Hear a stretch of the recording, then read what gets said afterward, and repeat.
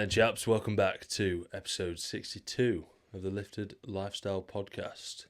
Q&A special for you today. Going through some fitnessy stuff that's going to help you get jacked and shredded and highly vain. Yeah, we're just going to rip through some cues. You got a couple from last week, don't you? Yeah. You Well, want to one from quite a start while with ago, that? pre-Christmas. Favourite back machine at RT? I'm going straight in. Straight in there. Okay, well, we might do a little update later on then. Yeah, we'll do Where that we're at the at end. and Yeah, such. yeah. Favourite back machine at RT? Who's asked that? Adam Jack. The goat. The Everyone's goat. the goat. That's Yeah, a we question usually on say the pod. everyone's the goat. I'd have to say the chest supported T-bar. Same. I think that's probably the goat. Yeah. Or the upper back pull down Yeah. that you can do single arm for light if you wanted. And It's good. I don't know if I've been going off the old upper back pull downs recently. really? I don't know. I just do them and I think that would have been so much better if it was a chest supported row. Yeah. I know what you mean. Literally the only one I like is that one I just mentioned. Yeah. Any others I'm just like, Bit mid. can I actually feel I don't it? know. I used to feel it quite a lot in like mid to lower back. Yeah. Like lower trap area, but I don't know.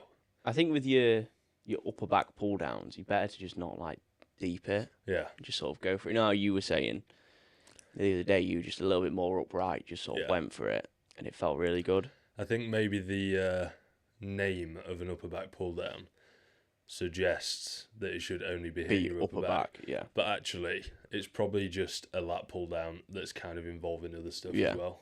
Agreed. Approved. Approved. It's like pull ups. Like I get a fat pump in my lats, Yeah, so and my biceps and Yeah. forearms. everything. But yeah, that T-bar's up there. Made a little change actually recently to try and go a little bit more, Wider. a little bit wider. Yeah. I should probably do that, to be honest, but I dropped a rep by going wider. I think it's that's a not decent too. Yeah, trade-off. it's not too bad. Because I just noticed I was like gradually getting closer and closer. Yeah. So that felt quite good. I've been doing that twice a week, I know. so I might on one session actually make it a little bit wider. Yeah, that's a shout. Could be a good option. I've just been doing that, and the last week I did chest supported dumbbell row. Felt pretty Yeah, wicked. I remember you doing that. Yeah. Like, I'm just gonna run. The thing is, exercises like that actually are really nice. They just get awkward as Yeah. you get stronger at them. I know what I mean. Like eventually, you're going to be on like yeah, I don't know what you did, but let's say you'd get to like 40 kilo, 50 kilo dumbbells. yeah, Getting into it's just an absolute ball ache. yeah. It's just the size of the dumbbell as well. Yeah. As soon as it starts like hitting on the actual bench. bench, Yeah, then it's that's when annoying. I'll swap it out. But yeah, I was trying loads of different rows, and they all felt like average compared to the T-bar. So I Yeah. thought, give that. I a think whirl. that newer one, you know, the newest back machine, the row, in the far side, Oh that- yeah, I think yeah, it's yeah, only yeah, the here. Smith row thing. it would actually be good, but I just don't like the handles. Yeah, Like they're like a weird rubbery material. Yeah, it's, like, so hard you to strap can't into. strap in properly. yeah, I agree. Other than that, there's a load of different rows. Not really tried any of them though. A lot of them are a bit too Narrow. narrow for me. Yeah. Um, But even you know that one that there's that video when the gym was opening and they had like the two guys that you and Kieran interviewed. the Stoltmans. Yeah, and they were doing like a bit of an advertisement video, and they were on it. I was like, that looks terrible. I think they were probably the worst people you could use to demo that. Yeah, these lads are like, I mean, Tom. He's like 6'8" and 200 kilos. Yeah, An like, absolute- bro, he's not going to fit on Yeah. most machines. He's like a double door fridge. That's the sort of size we're talking. Yeah, I don't even think I could get much out of that, No, and I'm quite narrow. no. So But yeah, T-bar, upper back pull down's nice. I actually also like that when you do it kind of front of the body as well. Yeah. So I Good would shout. agree. Next cue. or like just cables and dumbbells also do a good job, Yeah. to be honest. Do you want me to rip one? Yeah, go for it. What do you think is the biggest issue at the minute in the social media fitness industry? I think. I mean, I guess it's not. I guess it's how you look at it, but the amount of good physiques out there is almost causing like a skewed. What's the kind of word I'm looking for? Expectation, yeah, of what you are going to achieve in like a short time frame. Yeah. Because there's so many people now. You see like 18-year-olds who've been training like 2 years, and they're huge. Yeah. And you're just like, right. I see it even in on the check-in form. Yeah.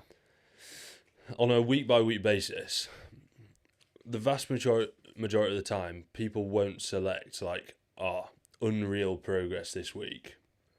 But then by the end of the 12 weeks or 16 weeks or 6 months, they'll then say, this is mental. Yeah. So it's like the short-term expectations even cross through into that, I think. Yeah. Not that you won't progress fast, it's just like on a week-by-week basis, even if you... There'll be lads that will progress every lift across the whole week. Yeah, it doesn't mean you're going to like, wake up on the 7th average. day massive. Yeah. Pretty average week of progress. Expected to add 10 kilos of muscle. Yeah. Yeah, so I think the whole people's expectations are just pretty skewed. Yeah. Nowadays. I'd also say I see it a lot more recently, and I thought this had died down, but like the people who just like push to take gear. Yeah. Like I know some people do it as a joke, but like people aren't going to understand that. Yeah. Just take this. Yeah. It's like, what the hell? And then they'll caveat it with like, this is not what I'm recommending to do. Yeah. I've had wicked progress. Yeah. Like, it's just you are then, aren't you? Yeah. Yeah, I agree. I also think there's with like the educational side of socials. Yeah. I think you'd probably see this across a lot of industries. People will be saying stuff that sounds good, but then I imagine don't actually even bother like applying that to whether they've got a coaching service or whatever. Mm-hmm. Like a lot of stuff you'll hear people say it's just like this is just not going to be talked about even if you were coaching someone. And the vast majority of people don't need or it's just wrong. Yeah.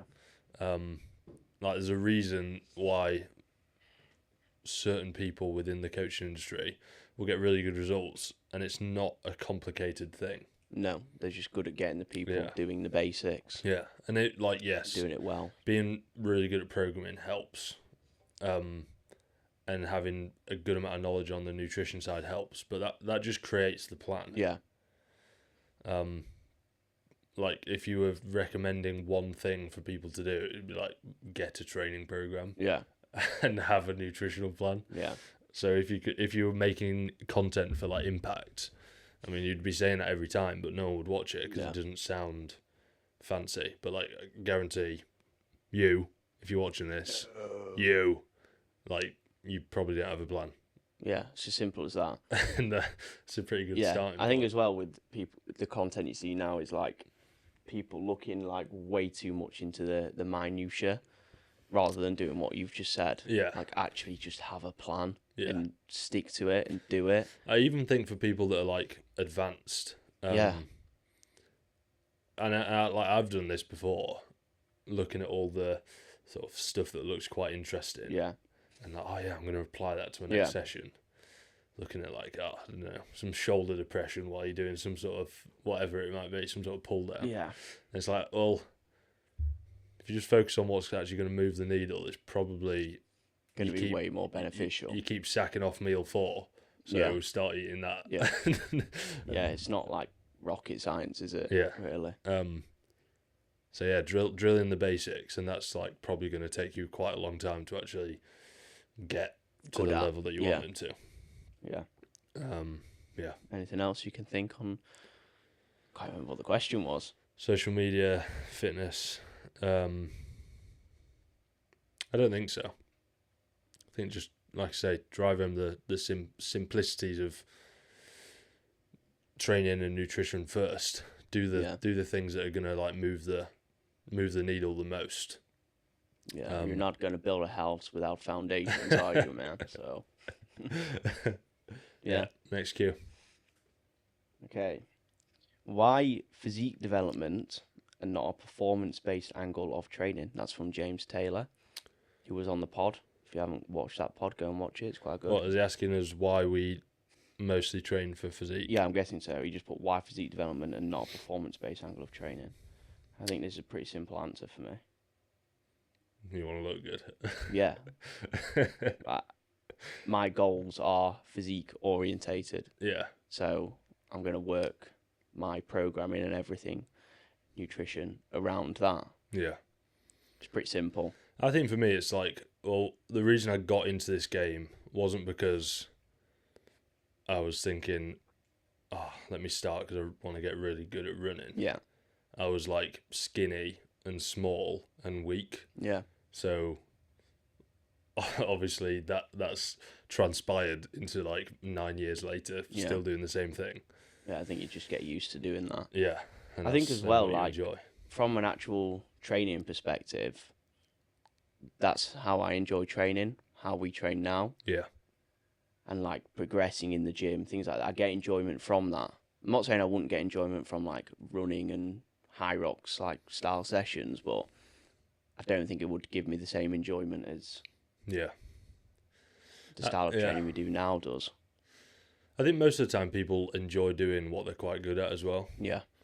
And obviously, like say, after however many years, like we're pretty good at it. Yeah, so you don't really want to change. Yeah. Like, why do I play cricket and rugby as opposed to football? Better at it. Probably because I'm quite good. Yeah. Simple as that. Yeah. Like it's. Yeah. So the people that aren't very good, like just put a bit of time in, bish bash bosh, you'll get good. You might not enjoy it that much at the start, to be honest. Well, as soon as you start seeing those progressions, whether it is in the gym, whether it's with your physique, it does become addictive. Yeah. Like, yeah. It's also simple. Everything always just comes back to such a simple answer. Yeah.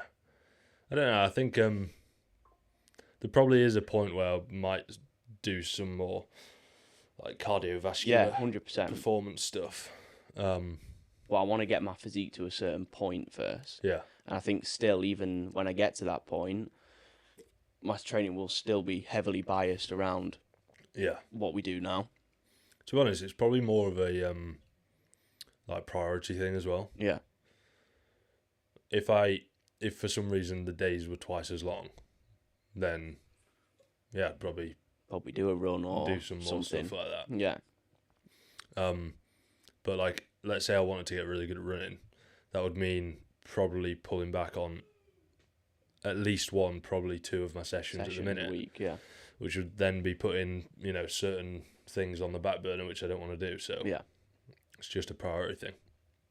Yeah, I think also just the line of business that we're in, line of work, it's obviously quite important. Yeah.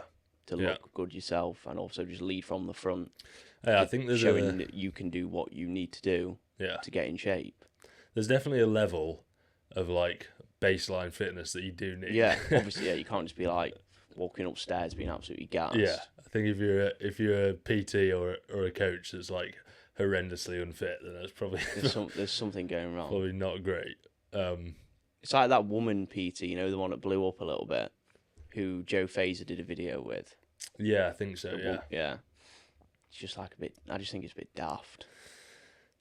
Like I can get it, but I also don't. Like at the end of the day, if you're wanting to pay for a PT, you're probably wanting to see some progress. Yeah. So just going into the gym and like not really pushing yourself, then her sort of giving you the advice that you can sort of eat what you want and don't need to worry about it. Yeah. It's like, On one hand, this lady is obviously fairly large, basically, and she's a coach PT, and I'm sure there's plenty like that. On one hand, it could be quite good because for some people, they might feel like they want someone like that that's gonna not be. They might feel like they're going to be less judgmental because they're in a similar sort of 100%. position. It's less daunting. Yeah, probably. and if that gets people into training and stuff, then great, like fair play, that's good. On the other hand, if like realistically, she's probably 130 kilos. Yeah, we're not just talking. It's not just a woman who's like. She's not like even an average woman. No. Like she's a. I don't know how to say it, and I don't want to sound like horrible, but like she's quite heavily overweight. Yeah. If she went and lost loads of weight. Yeah. And that I think that would be quite a big inspiration for Yeah. for people as well. As you'll the main core of the argument is on. She'll be saying, "I'm just as healthy as someone that's not overweight." That's really the main core of it. Yeah, but the fact is that she's not. Yeah. So do I think like she should be able to PT or like obviously? Yeah, of course, yeah. But Don't spread like misinformation, yeah, if that makes sense. like if you're 5'7" and 140 kilos or whatever it might be, you're not healthy. Yeah. Yeah. But even for me, I'm 6'6". When I was 120, 118 kilos, You probably weren't very healthy. I was a reasonable amount away from like peak physical health. Yeah. But obviously, with you, it's completely different because it's a phase. It's like a very short time frame. Yeah. And it's done for a purpose. She's not fat for a purpose. Yeah. She's just fat because, like, let's be honest, she probably can't be asked to get in shape herself and put in hard work. Yeah. It's really hard, isn't it? Because Yeah. like this isn't in a mean way. No, we're at not all. trying to say it in a mean way, but You don't see a fat person go, "Oh, bloody hell." but let's say if someone Awful person.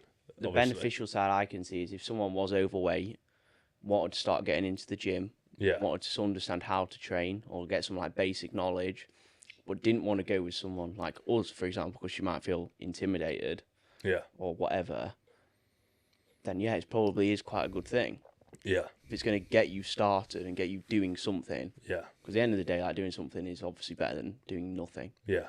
It's just making sure that she or people like that would have like honesty around the topic Yeah. of being overweight or Yeah. whatever it might be.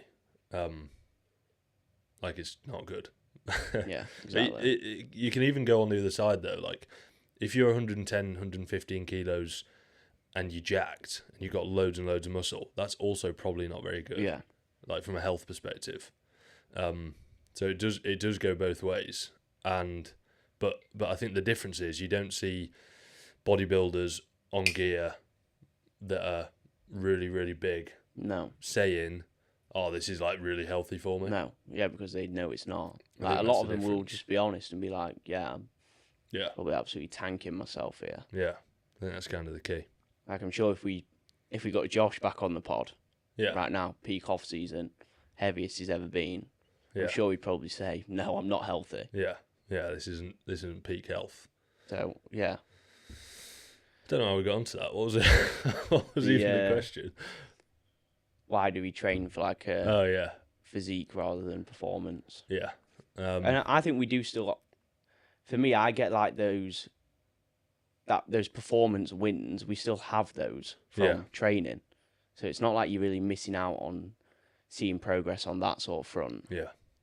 The other thing I'd say from a coaching perspective, I really do believe that, like, yes, some people, well, quite a lot of people that do, that are on board the coaching are doing it because they want to look good.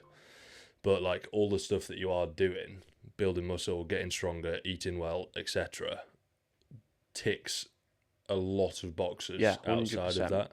I almost think 100%. if you are looking to get healthy and live longer and all that sort of stuff, going down a route that's like what we coach Yeah. is actually a really The good best option. option. And like, I was speaking to Jack about this because he was saying like, he gets frustrated with people. Like if he was to start PTing someone and they say, "Oh, I want to get into like the high rock side of things because I want to look like you," Yeah, that is not going to happen. yeah, Like Jack himself will admit that he trained like us for years and years and years and built that foundation with his physique yeah, and then has switched. So I think people don't understand that you're not just going to go from going into never being in a gym, going into the gym, doing all these high rocks workouts, and Yeah. then being jacked and fit as well. yeah. It's not gonna happen, is it? It's not gonna work. I think if you're someone that doesn't train at all Yeah, and you happen to really enjoy high rocks, but you hate everything else, then obviously go for it because it's going to be beneficial. 100%, but don't think you're gonna end up looking Yeah. like If the goal is right, I want to really build some muscle, then obviously there's better ways to go around it. Just in the same way as if you wanted to run a marathon, training 5 days a week, resistance isn't going to be the best way. beneficial. So pick the. I mean, I always try to push for like picking the one that's actually going to do the result that you want to get after. Yeah. Anywho, okay.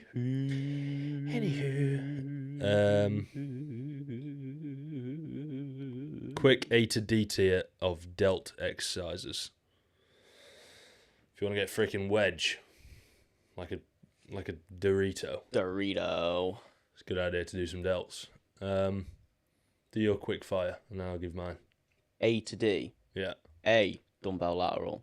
B, machine lateral. C, cuff lateral. Crucifix. And then last would just be, D would be some form of shoulder press. Bicep curl. Yeah, bicep curl. Yeah, do a bicep curl. Are we okay, we're sort of talking side delts here.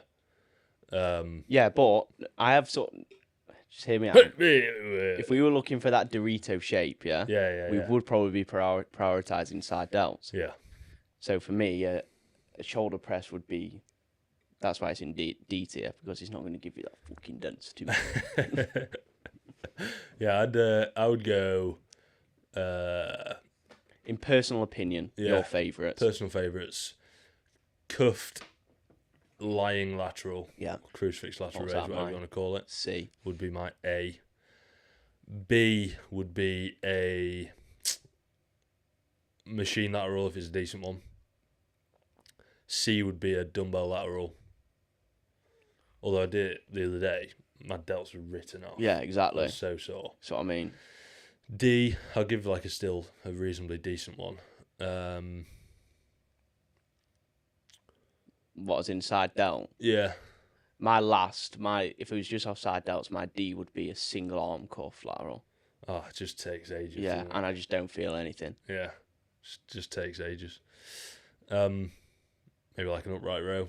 Oh yeah, It's all right. Bit average, but probably wouldn't be your go-to, would it? Yeah.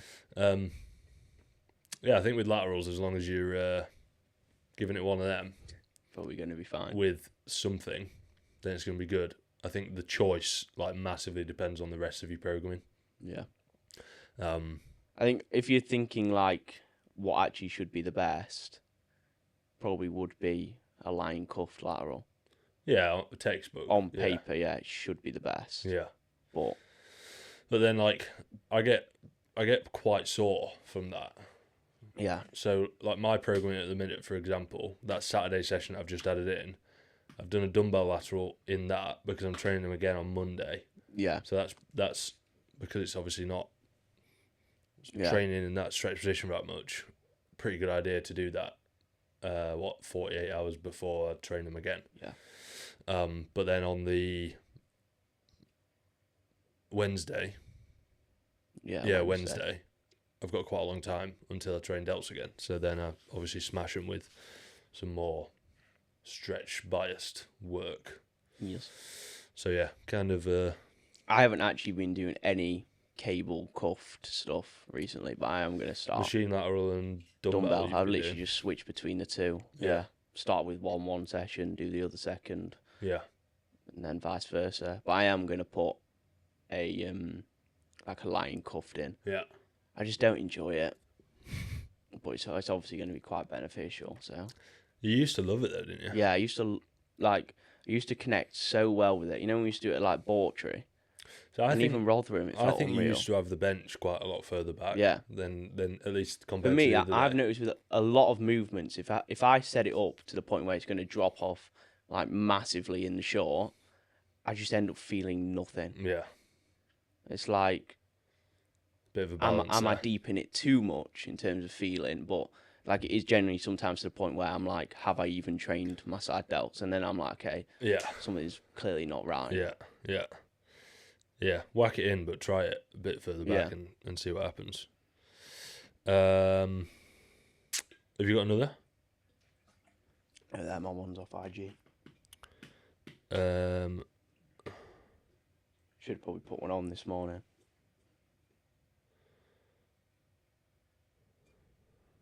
This is quite an interesting question. This is from ChatGPT. From one that we did a while ago. that I don't think we asked. How do you personally draw the line between strong marketing and false promises in online coaching?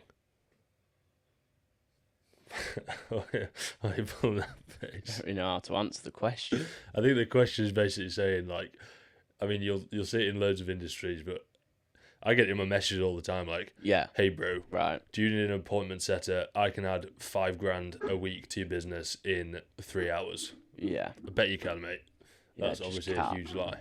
I mean, obviously within our content, we never lie about anything. No. That's a start. Like, but I'd like to think that for most people, but I don't think I think yeah. people do lie. Yeah. You know what actually annoys me, and it does kind of tie into the question, is if a coach posts a transformation, and it's like a sick transformation, but it's obviously an enhanced transformation, Yeah. and it's not said in like the caption or whatever. Yeah. Like, what you just say it. I think that is highly misleading. Yeah, like that really like frustrates me quite a bit, because not saying that, and a natural person who maybe is quite new to the gym seeing that would be like, oh, sick, I'm going to sign up with this person, they're great. Yeah. I mean, you'll see, like, I even think it's morally incorrect to be suggesting within your marketing that that's something that you could, like, deploy. Like, I saw a guy yesterday who was talking about how, like, a lot of his guys, and he called them guys, my guys. I know who you mean, Jack. Yeah, Jack. you can leave it there. Yeah, I know who you mean, Barley guy. He's like, I literally saw that this morning. yeah, a lot of my guys will be using Compound. GH and compounds like that to really accelerate the progress and give them that edge. Yeah. Like, you don't need the edge if you're training at a local gym. Yeah, exactly. He goes on to say, doesn't he, about like you shouldn't be doing it if you've not got like the foundations in place for a good few years. But if you have the foundations in place for a good few years, that doesn't just mean your progress will just stop. Yeah. Like, what? Yeah. I agree. I think that's Like, why would you then just turn to gear? yeah. Like, Other than that, like, within general marketing, people talk about like scarcity, urgency, and all that sort of stuff. But if I'm honest, the best clients that we have, or that we have had as well, have all been very kind of self-produced. yeah. Like they might think about it for a bit. They've been training for a bit, and maybe progress has stopped, and they've been thinking about jumping on coaching for a while, and then you just get a random message like, "Right, mate, I think I could do with some help here." Yeah. And then, hey presto, they make really good progress. Yeah. But that's because it's literally just fine tweaking things. Yeah. Yeah. I think if you force that sort of urgency for a client to come on to coaching, I think there might be a bit of a correlation with then, fairly low motivation or not a very deep-rooted goal from that, because it's kind of like they've been forced to do it. Not forced, because they've obviously made their own decision, but Yeah. too much of a Of a push. yeah. Yeah. Some people need it. I'm not gonna lie. Like, I'll be on the phone with some people and they'll be like, "Everything you're saying is exactly what I need," but then they just can't quite Just say sort yes. of make the decision to join. Yeah. And I think that's kind of a different psychological issue. But yeah, I think most people that generally do have a problem that think you can help turn into really good clients. 100%. Well, no, I don't think we've done anything on our marketing Yeah, there's that. that seems odd. No. Because we just wouldn't do it. Yeah. Do you know what I mean? We just wouldn't do that. I can't even think of anything that would be morally incorrect. No, because again, we're just not that kind of people who would do that. Other than promising false things. But obviously we've not done that. Yeah. Yeah. At the end of the day, what's the point? It's not going to lead to anything good, is it? Yeah. I mean, Okay, you might get a couple of clients on board, but then they're quickly going to leave. yeah. We've got a whiteboard there. that's basically got written down like what we do on a week-to-week basis, some content stuff, etc. And one of the main points on there is just pushing for more results. Yeah. And not only do we do that to obviously give a better service, but it gives you good proof for you to put on your Instagram and things, and people might see it and go, oh, actually, these lads are quite good. So like, I think the best form of marketing, if you are a fellow coach, is just to be good. Just be a good coach. Yeah. Get good results. And keep trying to showcase it. Yeah. Simples. Simples. What are they saying? What do you think people care about most Vile things. when they join? What do you think people care about most when they join coaching? Is it the knowledge that they're going to gain, the physique they're going to gain, or something else? I think, again, can be person dependent. Yeah. Some people want both. Some people just want one. But I think most of the time, it is the physique they're going to be gaining. Yeah, it's never just going to be knowledge and then no application. No, exactly.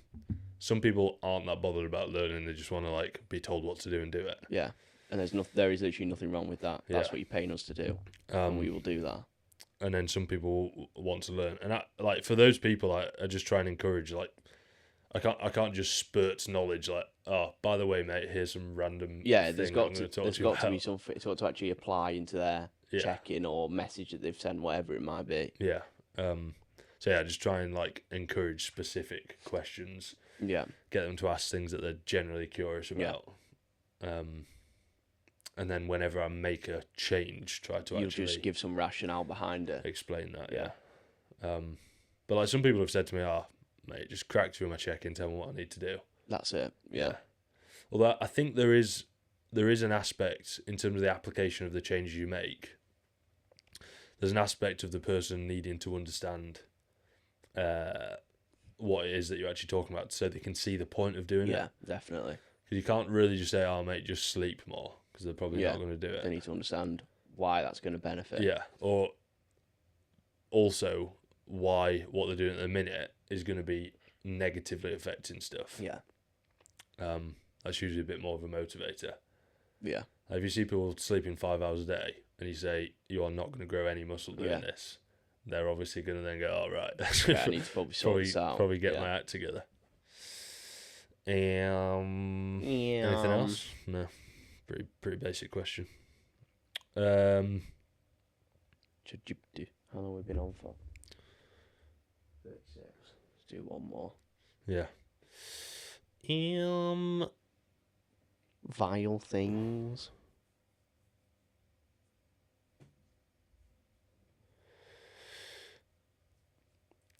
Quoting HS Tiki Toki in 2026 podcast is crazy. These are all like coaching questions. I feel like we've done quite a lot of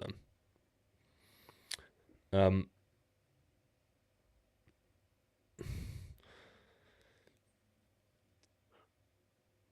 If someone only followed fitness content on socials and never hired a coach, how far do you think they can realistically get? Pretty far. Mate, decel our coaching idea. Yeah, I know I've just done that, but nowhere. You're going to fail. Yeah, you're going to see no progress. If you're following the right people and consuming the right content, you can definitely make progress, but for most people, are they actually going to apply it? No, probably not. Not unless they have accountability. So if you know 100% you're going to apply yourself, fairs, you probably can get quite far. Yeah. Yeah. I mean, that's why we post so much free content. Yeah. Like, literally watch all of my YouTube videos. And you'll probably be able to make some pretty good progress. But the issue is, it always comes down to actually action in it. Yeah, like, I'll be completely honest, you're probably not going to. Yeah. And that's not even just saying that because, like, you probably are not going to be bothered. Yeah. Just to put this into context, by the way, we had about 1,000 people download one of our free guides, which has like training programs on, nutrition plans on, like literally everything you need. You could need, yeah. other than obviously the accountability side. And I can see like the page hits, so how many people are actually looking at the website, and it's like nothing compared to how many people have actually downloaded it. So That gives you everything you need to know. yeah, that is No point just downloading something and then not actioning it. no. I've not had a coach personally, and I'm not going to say all, but like a reasonable amount of stuff that I've applied to myself has come from Stuff you've learned. content Yeah. and things I've learned and things like that. But I've also probably racked up like weeks and weeks worth of total time investment Yeah. into listening to these things, watching these things, and then actually going away and applying it as Yeah. well. Like, to be honest, I think you've got to be a bit of a freak. Yeah, you do. Yeah, you definitely do. If you're gonna go down that route and try and apply it via content, you got to be a proper nerdy. You got to really freak. want it. Yeah. Yeah. Yeah. Not that I'm a freak. Well, maybe I'm a little bit, but you know what I mean. No, I'd agree, definitely. Like I'd spend probably for a good 3 years. I'd spend like every evening Doing watching something, videos, yeah. listening to podcasts. Then the next week trying to apply it, see what happens. Yeah, and it is actually like quite easily doable if the person you're watching is obviously knows what they're on about, Yeah, but also can make the video actually entertaining as well and Yeah. interesting.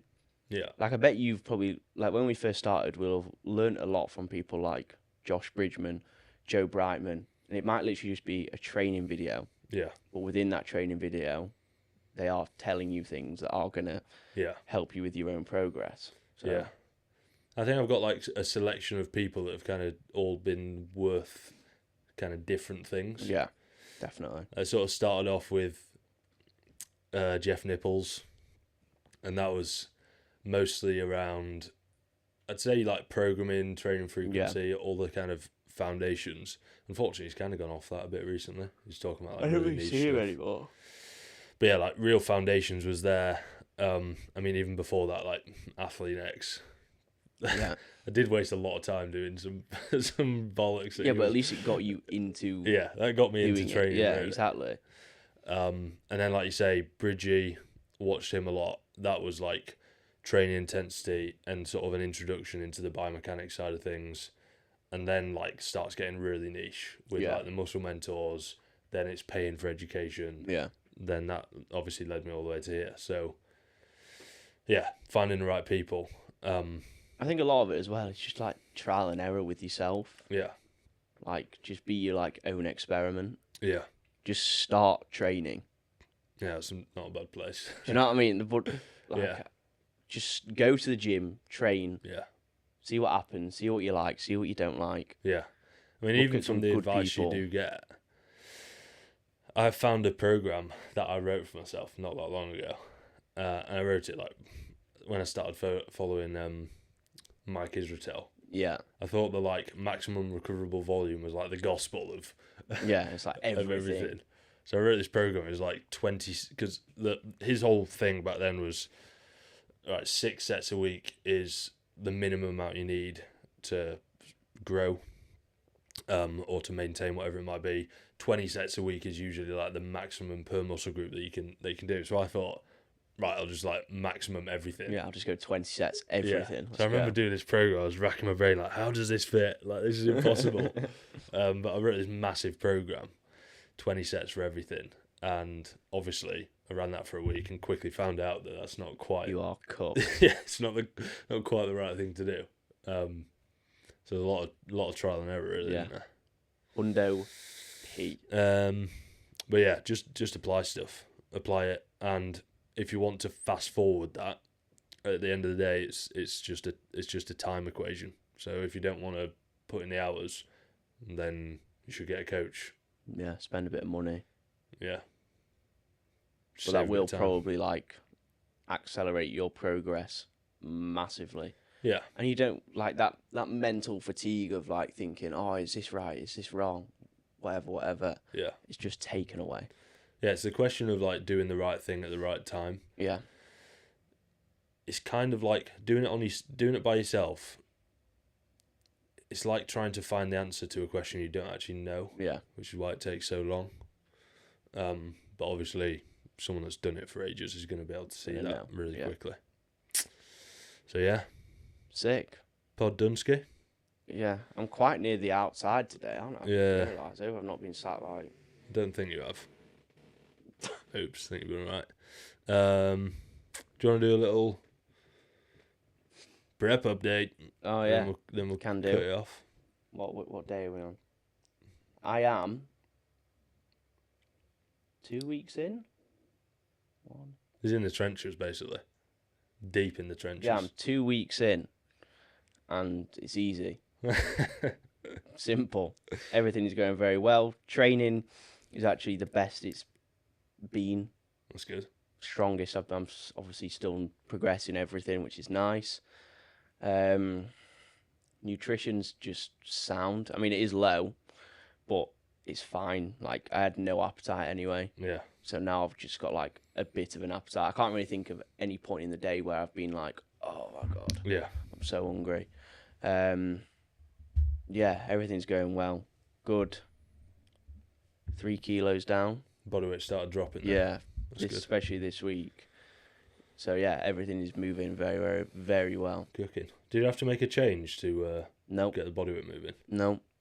That's what I mean. With me, it's just What I thought, man. patience. Just be patient, Yeah. and it will happen. Just give it a bit of time. So yeah, that's a very obviously there'll be more to update on over the next couple of months, but right That's now, good. very simple. 24 weeks to go. Yeah, just a half a year to go. In 6 months' time, I'm going to be on this chair like a little pea. I am poo. What about you? What are you Good, cooking up? well, I've got 6 weeks until my gaining phase is done. I really hate that time frame. Yeah, it feels like you're waiting. Yeah, like 6 weeks. Like, you know, you're probably not going to make Yeah. much progress, but like you've got your timeline. Yeah, and- I feel like I've just got a little bit less left to prove within Yeah. this to tick it off. A few numbers that I want to try and hit. I want to try to get my back recovered. yeah. Brought in my belt actually, which I'm Have gonna you? see. I noticed I'm gonna that. see if that helps. Yeah, I've got a fucked back as well. Ah, that's good.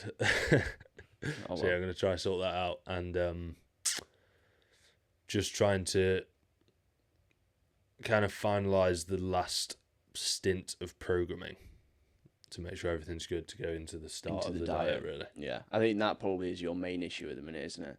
Not issue, but like there's probably still a few things that you like, Yeah, maybe not 100% on. it's just fitting into stuff. Yeah, Yeah. Um, without the sessions then taking Yeah. the piss and But it takes a while when you're thinking about it properly because, like, okay, I'll chuck in a press.